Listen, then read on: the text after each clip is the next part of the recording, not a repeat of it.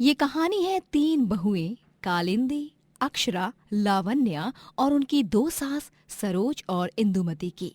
बृजमोहन ने सबसे पहले इंदुमती से शादी की थी, लेकिन शादी के बाद पता चला कि इंदुमती बांझ है। तब उसने दूसरी शादी करने का फैसला लिया और उसने सरोज से शादी की और उससे 3 बेटे हुए। कुछ सालों बाद बृजमोहन चल बसा। अब देखते हैं क्या होता है जब 3 बहुएं और 2 सास एक ही छत के नीचे रहती हैं। तब क्या क्या बवाल होता है। ओ त्रिमूर्ति बहुओं, अरे कहाँ मर गए? कब से बुला रहे हैं हम। कानपुर में हड़ताल मच गई है क्या तुम तीनों के? अरे सोई होंगी हाँ, गहरी नींद में। और का आवत है इन तीनों को? हाँ। तभी तीनों बहुएं वहां हाजिर हो जाती हैं। इंदु माँ जी, काहे को खाली फोकट में कुछ भी बोल रही हो? आ ही रहे थे ना, बस बहाने दे दो आप लोगन को हमरे बारे में बुराई करे के खातिर। हाँ। अरे नारी हमरी फूल सी बहू, तू तो हमारी सबसे फेवरेट बहू है, तुझे थोड़े ना हम कुछ कहेंगे। आप दोनों का भारत मिलाप हुआ हो तो आप दोनों सासू माई बताएंगे कि क्यों भोपू की तरह बजे जा रही थी आप दोनों इतनी सुबह सुबह? हाँ वही तो।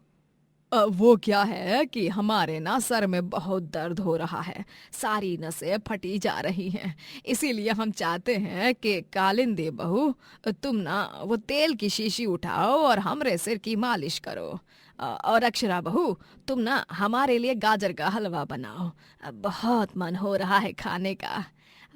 और लावण्या बहू तुम वो शाम के भोग प्रसाद को बनाने की तैयारी में लग जाओ। ठीक है सरोज माँ जी। 1 मिनट, का ठीक है? हैं? का ठीक है? अरे ओ सरोज मैडम, ये तीनों तुम्हारी ही नहीं हमारी भी बहुएं हैं। हाँ, और ये तीनों वही करेंगी जो हम कहेंगे। का बहुओं? ओ इंदुमती, याददाश्त उम्र के साथ कमजोर हो जा रही है तुम्हारी। अरे भूलो मत, बृजमोहन जी ने हमसे शादी की थी क्योंकि तुम बांझ थी और इन तीनों के पति हमारे बेटे हैं। 9 महीने हमने उन्हें अपनी कोख में पाला है। हम उनकी देवकी माँ हैं, तुम तो उनकी यशोदा माँ ही ठहरी। तो जब ये तीनों हमारे बेटों की बीवियां हैं तो इन तीनों पर तुमसे ज्यादा हमारा हक है। हाँ, बस फिर क्या होना था। इसी बात पर दोनों सासों में कहासुनी शुरू हो जाती है। तुम्हारी इतनी मजाल? अरे बृजमोहन जी ने तो हमसे ही प्यार किया था, उनकी पहली बीवी हम हैं और इन तीनों बहुओं पर भी पहला हक हमरा ही होगा। हाँ। नहीं, ये तीनों मेरा कहा गया काम करेंगी। नहीं, अक्षरा बहू जाओ बम ले आओ। बम? लेकिन इंदु माँ जी, बम क्यों? कहाँ फोड़ना है? अरे बम, वो मालिश वाला। ओ बाम, ओके। ज्यादा खी खी खी खी खू खू खू मत करो, हमरे घुटनों की मालिश करो। हाँ, और तुम कालिंदी बहू जाकर प्याज के पकौड़े तलो, और लावण्या बहू तुम हमरे कमरे की अलमारी को साफ करो, धूल बहुत जम गई है उमा। उका है फिर चूहा लोगन आके अपन डेरा जमाएंगे और हमरे महंगे महंगे सुंदर सुंदर कपड़े और बाकी का कीमती सामान खराब हो जाएगा। हमने कह दिया ना, ये तीनों बहुएं मेरी ही सुनेंगी। तभी परेशान होकर तीनों बहुएं एक ही बार में चिल्लाती हैं, बस बस बस। सरोज माँ जी, इंदु माँ जी, कितना लड़ेंगी आप हम तीनों के लिए? वही तो, हमरे तो कान के पर्दे फट गए भैया। भूलिए मत, हम तीनों भी आप ही की बहुएं हैं और आप दोनों के जो भी काम है हम तीनों आपस में मिल बांट कर उन कामों को पूरा कर लेंगे। एकदम 100% सही कह रही है जिज्जी। फिर तीनों बहुएं मिलकर दोनों सास का काम करती हैं। रात में पूरा परिवार जब साथ में खाने की मेज पर खाना खा रहा होता है, तभी कालिंदी का पति मोहित, अक्षरा का पति ओंकार और लावण्या का पति चंदन भी मौजूद होते हैं। और हमारे तीनों लल्ला कैसे हैं? कारोबार कैसा चल रहा है? आपके तीनों लल्ला एकदम लल्लन टॉप हैं सरोज माँ। और कारोबार भी एकदम फर्स्ट क्लास चल रहा है। और ये सब आप दोनों माओं के पवित्र आशीर्वाद के कारण ही है। चलो, ये तो बहुत ही ज्यादा अच्छी खबर सुनने को मिली है, मन को राहत मिल गई। जय सिया राम। सरोज और इंदुमती दोनों भी बेटों के सामने शांत रहती, लेकिन वो अपनी लड़ाइयाँ और झगड़ों से बाज नहीं आती। वो दोनों रोजाना लड़ाई करके अपनी तीनों बहुओं का जीना दुश्वार कर देती हैं।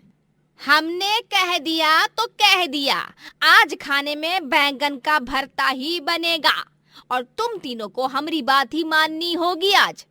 नहीं, आज खाने में कढ़ाई पनीर बनेगा। हमारे तीनों बेटों को पनीर बहुत पसंद है। तुम तो ऐसे कह रही हो जैसे कि वो तीनों तुम्हारे बेटे ही हैं और हमरे क्या, हमरे दुश्मन। हाँ, तुम तो एक नंबर की नासपीटी हो। हाँ। नासपीटी होगी तुम।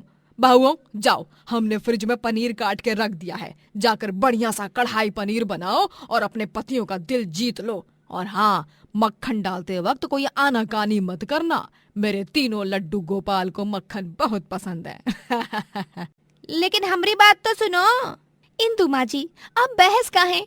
हम तीनों के पति देवन को पनीर ही पसंद है तो बना देते हैं ना वही। काहे को इतनी सी बात का इतना बड़ा बतंगड़। हाँ। तीनों बहुएं इंदुमती को चुप कराती हैं और कढ़ाई पनीर ही बनाती हैं। दोनों सास में रोज का युद्ध तो जारी रहता है, लेकिन एक दिन तो पानी सर के ऊपर चला जाता है।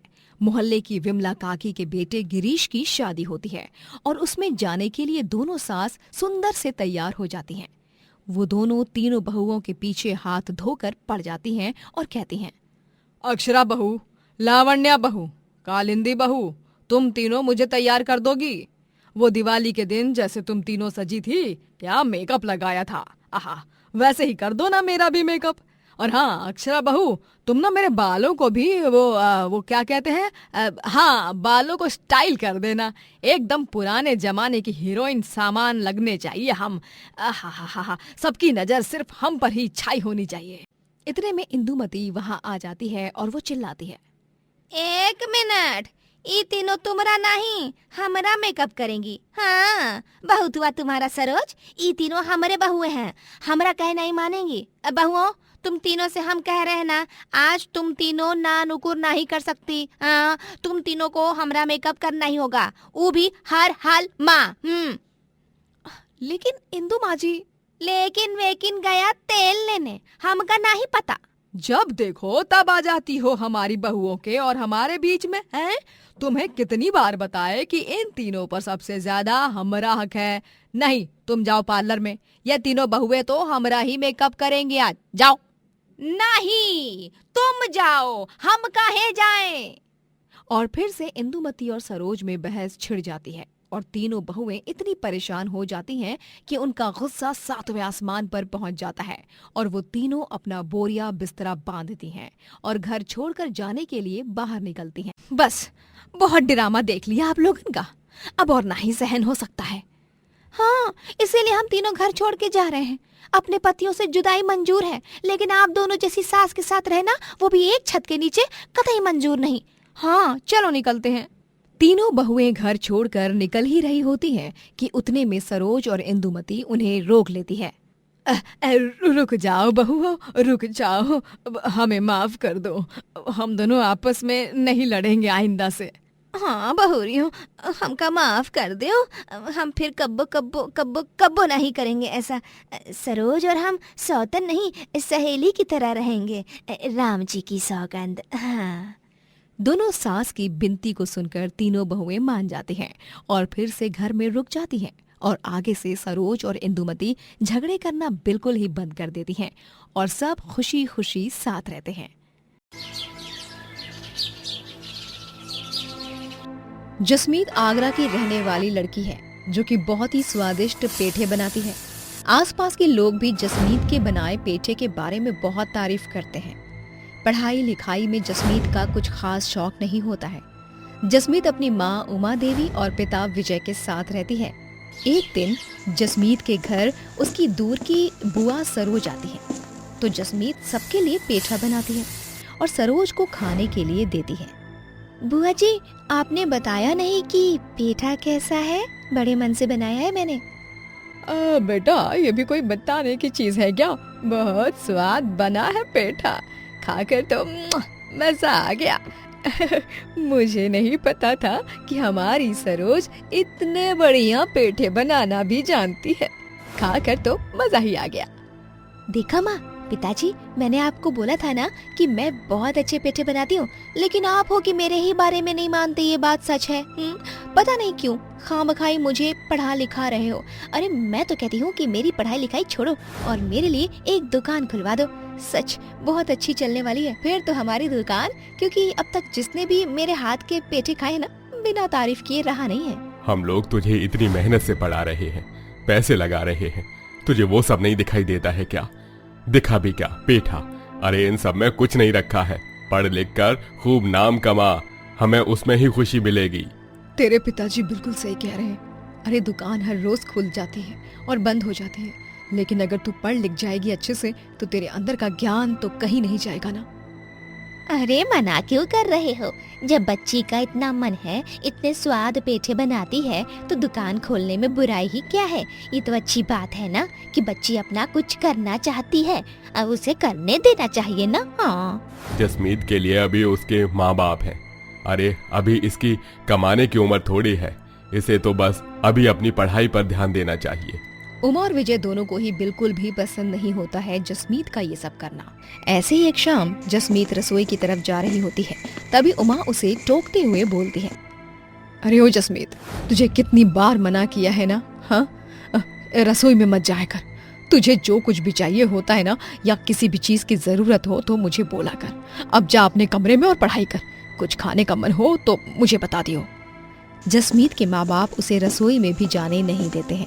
उनका यही मानना था कि जसमीत को अभी बस पढ़ाई पर ही ध्यान देना चाहिए, लेकिन जसमीत भी कम जिद्दी नहीं थी। वो घर वालों की नजर से बचकर रसोई में चली ही जाया करती थी और चुप छुप कर पेठे बनाती रहती है। ऐसे ही एक बार जसमीत अपनी सहेली निशा के घर जाती है। निशा, मैंने कई दिन से ना पेठे नहीं बनाए हैं। तुझे तो पता है कि मेरे माँ बाप को पसंद नहीं है, इसीलिए वो मुझे रसोई में भी जाने नहीं देते हैं। मैं क्या तेरे घर की रसोई में पेठे बना सकती हूँ? अरे ये तो मेरे लिए ही अच्छा है ना, तू मेरे घर में पेठे बनाएगी तो मुझे भी खाने को मिलेंगे। तू आराम से पेठे बना, कोई मना नहीं है तुझे। एक हफ्ते के बाद मेरे माँ बाप और पिताजी काम की वजह से ना बाहर जा रहे हैं, तब मैं अपने घर बनाऊंगी, तब अपने सब दोस्तों को बुलाऊंगी। बुलाने की भी जरूरत नहीं है, सबको पता चलेगा कि तू पेठे बना रही है तो सब लोग खुद ही आ जाएंगे। तू इतना अच्छा पेठा बनाती है, हम सब तो तेरे पेठे के फैन हैं। इसी तरह सब कुछ अच्छा चल रहा होता है। कुछ दिनों बाद विजय गाड़ी से घर आ रहा होता है कि तभी उसका एक्सीडेंट हो जाता है और उस एक्सीडेंट में विजय की आंखें चली जाती हैं। विजय अंधा हो जाता है और अब घर बैठ जाता है। काम धंधा सब कुछ छूट जाता है। घर पर मुश्किलों का पहाड़ टूट पड़ता है। एक दिन जसमीत को स्कूल से निकाल दिया जाता है। अब कुछ बताएगी कि तुझे स्कूल से क्यों निकाल दिया? 3 महीने से मेरे स्कूल की फीस नहीं गई है। 1 हफ्ते से लगातार मांग रहे हैं और स्कूल की फीस ना देने की वजह से मुझे स्कूल से निकाल दिया। घर की परेशानियों को देखकर अब उमा लोगों के घरों में काम करने लग जाती है। अपनी माँ को लोगों के घर में काम करता हुआ देखकर जसमीत को बिल्कुल भी अच्छा नहीं लग रहा था। घर में इतनी ज्यादा परेशानी आ गई है, माँ को लोगों के घरों में काम करना पड़ रहा है और मैं कुछ नहीं कर पा रही। नहीं जसमीत, यही वो समय है जिसमें मुझे अपने परिवार के लिए कुछ करना होगा, खड़ा होना होगा। मुझे अपने पिता की आंखों का इलाज करवाना है, उनकी आंखों की रोशनी वापस लानी है।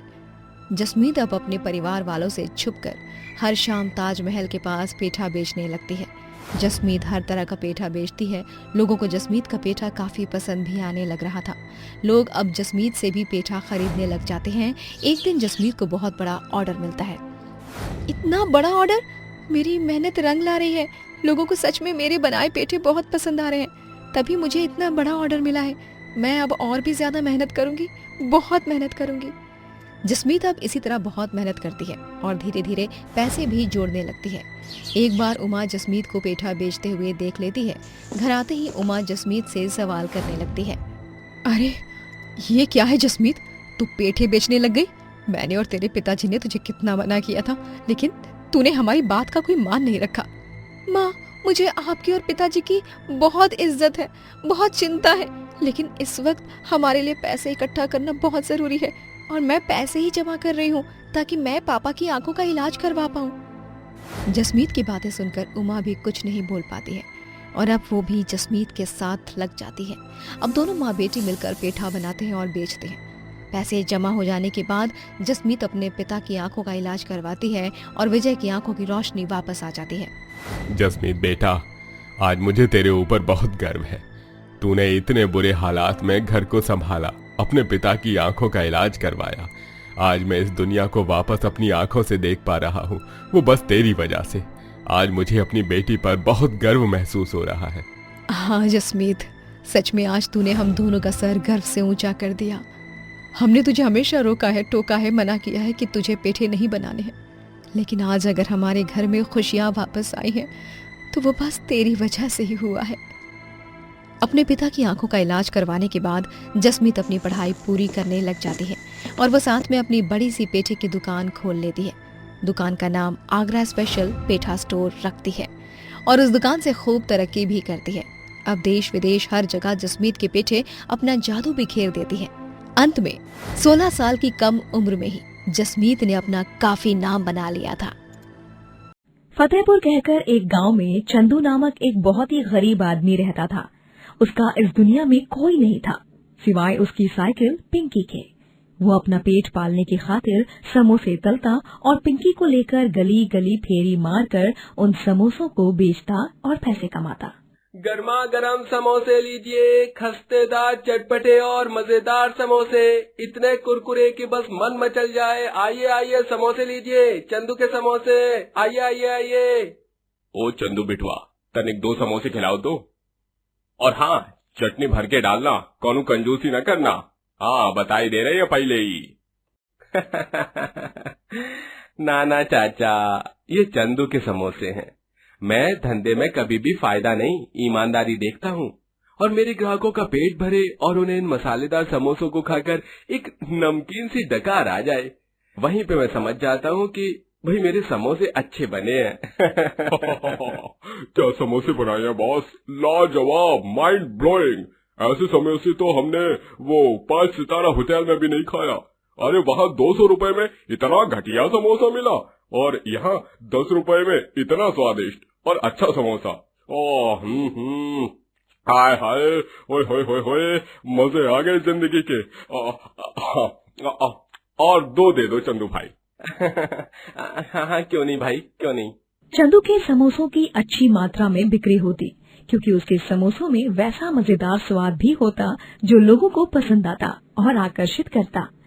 चंदू दिन भर अपनी साइकिल पर सवार होकर फेरी करता और रात भर जागकर आंखें फोड़ फोड़ कर समोसों का मसाला तैयार करता और सूरज सर पे चढ़ते ही गर्मा गर्म समोसों को बड़ी सी कढ़ाई में तलकर साइकिल पे बांध देता है और बेचने के लिए निकल पड़ता।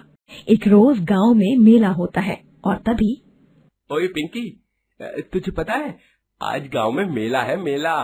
सावन महोत्सव चल रहा है शायद, इसी खुशी में आज तेरा भी थोड़ा गेटअप बदल देता हूँ। चंदू अपनी साइकिल पिंकी को फूलों की लड़ियों से और रंग बिरंगी कपड़ों की डोरी से सजाता है, चमकने वाले डेकोरेशन का सामान भी लगाता है। ये बात अब लग रही है हमारी पिंकी एकदम फर्स्ट क्लास। नजर ना लगे तुझे किसी की मेरी पिंकिया। थू थू थू थू थू। चंदू पिंकी की बलैया लेता है और फिर मेले में समोसे बेचने निकल पड़ता है। मेले में पहुंचते ही समोसा खाने के लिए ग्राहकों की लंबी कतार लग जाती है। मुझे 6 समोसे पार्सल। और मुझे 2 समोसे दे दो भाई, अब मीठी नहीं, तीखी पुदीने वाली चटनी डालना। और मुझे 3 समोसे और सिर्फ मीठी चटनी देना। हाँ हाँ दे रहा हूँ। ये लो, ये आपका, ये आपका, और ये आपका। चंदू की मेले में ढेर सारी कमाई होती है।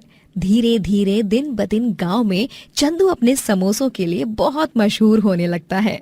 जिसे देखो बस चंदू के समोसों की ही प्रशंसा करता है और उसे ही खाता है, और युवक और नौजवान भी उसके वीडियो बनाते हैं और वो वायरल हो जाता है सोशल मीडिया पर। अरे ये देखो चंदू भैया, आप तो पूरे सोशल मीडिया पर छा गए। लाइक्स और कमेंट्स की तो बाढ़ आ गई है, देखिए देखिए। चंदू ये सब सुनकर एकदम से आश्चर्यचकित हो जाता है। अरे क्या बवाल कर रहे हो यार, दिखाओ तो हमें। अरे वाह, क्या बात है चंदू, तुम तो हीरो बन गए रातों रात। बहुत बढ़िया बिटवा। अब चंदू के समोसे खाने दूर दूर से लोग आते हैं, जिससे उस गांव में रह रहे समोसे और मिठाई बेचने वालों के पास ग्राहक कम आने लगे। वो सब चंदू की सफलता देख उस पर बहुत जलने लगते हैं और ईर्ष्या के प्रकोप में आकर चाल चलते हैं। सुनो, हम यूं हाथ पे हाथ धरे नहीं बैठ सकते। हमारी रोजी रोटी पर लात मारने निकला है ये कल मुहा चंदू। इसके काम की तो बैंड बजानी होगी, वो भी हर हाल में। गांव में ऐसी किसी भी जगह पर कहीं भी खड़े रहकर फेरी वाले अपना सामान नहीं बेच सकते, इसीलिए अपनी साइकिल पिंकी पर सवार होकर समोसे बेचता है। लेकिन जब इसकी साइकिल ही नहीं बचेगी तब ये कहां जाकर समोसे बेचेगा? हवा में है? दे ताली। हाँ, प्लान गजब है। दोनों जल्लुकड़े आदमी रात में चंदू के घर के बाहर खड़ी साइकिल पिंकी को तोड़ फोड़ कर तहस नहस कर देते हैं और वहां से भाग जाते हैं। अगली सुबह जब चंदू उठता है और ये सब देखता है, तब उसके पैरों तले जमीन खिसक जाती है। हे गंगा मैया, ये क्या हो गया मेरी पिंकी को? लगता है किसी गुंडे मवाली लोफर का ही काम है ये। हमने तय किया था कि हम अपनी पिंकिया को घर के अंदर रख लेंगे, न कि इस ठंड में बाहर रखेंगे। लेकिन अब पछताए होत का, जब चिड़िया चुग गई खेत। अब मैं समोसे बेचने कैसे जाऊं? कहाँ जाऊं? गांव में फेरी वालों को एक जगह पर रहकर सामान बेचने पर मनाही है। चंदू बहुत चिंताग्रस्त हो जाता है। उसे कुछ समझ नहीं आता कि क्या करूं और क्या नहीं। वो हर गली, हर मोहल्ले, चौक चौराहे पे और नुक्कड़ पे जाकर समोसे बेचता है, लेकिन उतना नहीं चल पाता जितना कि वो रोज अपनी साइकिल पिंकी के जरिए दूर जा पाता। थक गए हम तो। अरे हमारी पिंकी के होते हुए हम पूरे दिन भर में कई सारी जगहों पर जाकर खूब सारे समोसे बेच पाते और हमारी कमाई पर भी कोई असर नहीं पड़ता। लेकिन अब तो मानो दुखों के पहाड़ टूट पड़े हैं हम पर। चंदू की बहुत कम कमाई होने लगती है और इस बात को लेकर वो काफी उदास और परेशान सा रहने लगता है। उसके तो खाने के भी लाले पड़ने लगते हैं और वो अब बड़ी दुविधा में फंस जाता है। एक दिन वो एक पेड़ के नीचे सर पर हाथ रखे बैठा हुआ होता है और तब अचानक वहां से एक गाड़ी गुजर रही होती है, जिसमें भोपू में एक आदमी कोई घोषणा कर रहा होता है। सुनो सुनो सुनो सभी गांव वालों, आ गया है सुनहरा मौका सभी खाना बनाने वालों के लिए। गांव में आयोजित की जाने वाली है एक ऐसी प्रतियोगिता जिसमें आप चटपटी डिश और स्वादिष्ट व्यंजन पकाओगे। सबसे अच्छे और मजेदार पकवान बनाने वाले को मिलेंगे पूरे 7 लाख रुपए, वो भी इनाम के तौर पर। ये सुनकर चंदू खुशी से चमक उठता है और अपने आप से बोलता है, अरे वाह, ये तो वाकई में एक सुनहरा मौका ही है। मैं भी इस प्रतियोगिता में भाग लूंगा और समोसे बनाऊंगा। अब जीतना और हारना तो गंगा मैया के हाथों में है, लेकिन मैं तो पूरी मेहनत और लगन से प्रतियोगिता में भाग लूंगा। चंदू उस प्रतियोगिता में भाग लेता है और मजेदार और स्वादिष्ट समोसे बनाता है, जिन्हें चखकर जज खुशी से झूम उठते हैं और चंदू को ही विजेता घोषित करते हैं। और हमारे इस प्रतियोगिता के विजेता है चंदू समोसे वाला। तालियां तालियां। हर तरफ तालियों की गूंज सुनाई पड़ती है और चंदू को पूरे 7 लाख का इनाम दिया जाता है। वो सबसे पहले बहुत सारे पैसे भरकर अपनी टूटी हुई साइकिल पिंकी की बहाली करवाता है और उसे फिर से नई नवेली बना देता है और अपने लिए एक बड़ा घर भी बनवाता है और गरीब लोगों की मदद करता है और बेसहारा जानवरों को खाना और रहने की जगह देकर उनकी देखभाल भी करता है।